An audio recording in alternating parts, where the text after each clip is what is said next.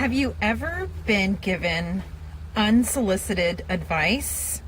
Have you ever been in a situation where someone told you what you're doing is not good and I have a better solution? Some examples of unsolicited advice would be someone trying to give you parenting advice, relationship advice, even directions on while you're driving. Some other examples might be in your workplace, and even in your place of ministry. Our story picks up right in Exodus 18, where Moses and the Israelites have just seen the hand of God as they walk on dry land through the Red Sea.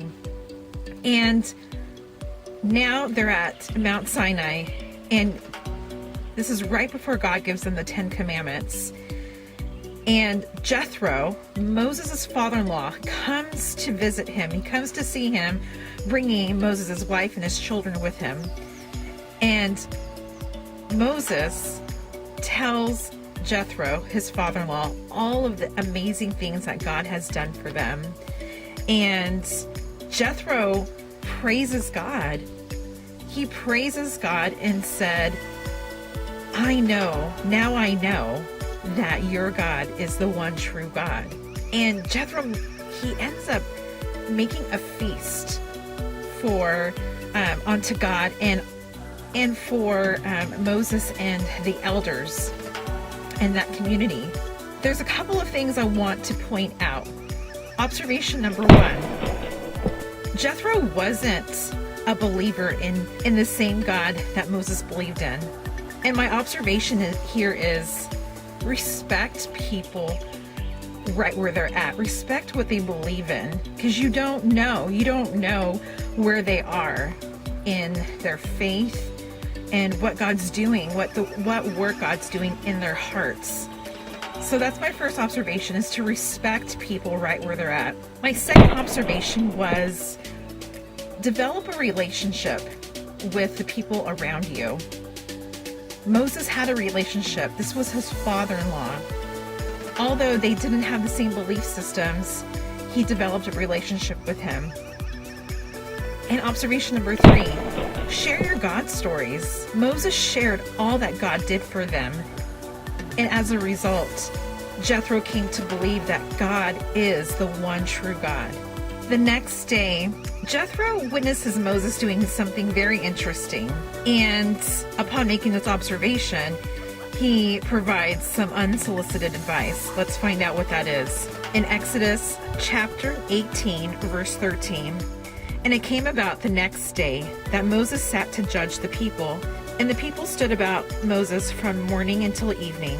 Now when Moses' father-in-law saw all that he was doing for the people, he said, "What is this thing that you are doing for the people?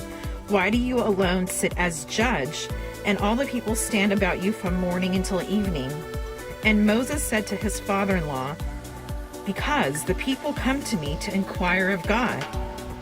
When they have a dispute, it comes to me, and I judge between a man and his neighbor, and make known the statutes of God and his laws."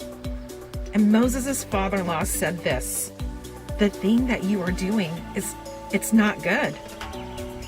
You will surely wear out both yourself and these people who are with you, for the task is too heavy for you. You cannot do it alone. Now listen to me. I shall give you counsel, and God be with you. You be the people's representative before God, and you bring disputes to God. Then teach them the statutes and the laws, and make known to them the way in which they are to walk, and the work they are to do. Furthermore, you shall select out of all the people able men who fear God, men of truth, those who hate dishonest gain, and you shall place these over them as leaders of thousands, of hundreds, of fifties, and of tens. And let them judge the people at all times, and let it be that every major dispute they will bring to you, but every minor dispute they themselves will judge. So it will be easier for you, and they will bear the burden with you. If you do this thing, and God so commands, commands you, then you will be able to endure, and all these people also will go to their place in peace."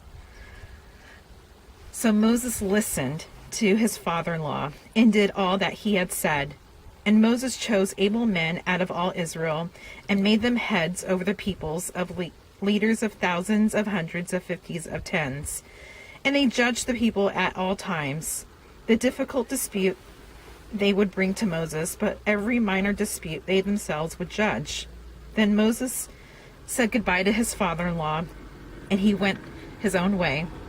So basically what's going on here is that Moses has taken upon himself to hear any disputes, any problems that the people are having. And mind you, there's probably about 2 million people at this point. So Moses is working from the time he wakes up till the time he goes to bed.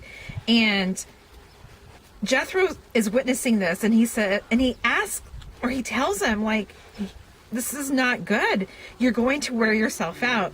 And he advises him to appoint leaders to take care of these disputes and to bring the major ones to Moses. And so that was his solution. At that point, Moses had a choice. He could have said, like, who are you to tell me what to do? Are you leading a nation of people? Do you have experience in this? But that wasn't his response. Moses responded in such an amazing way, where he received well the advice from his father-in-law. And so I close with the scripture found in 1 Peter chapter 5, verse 5.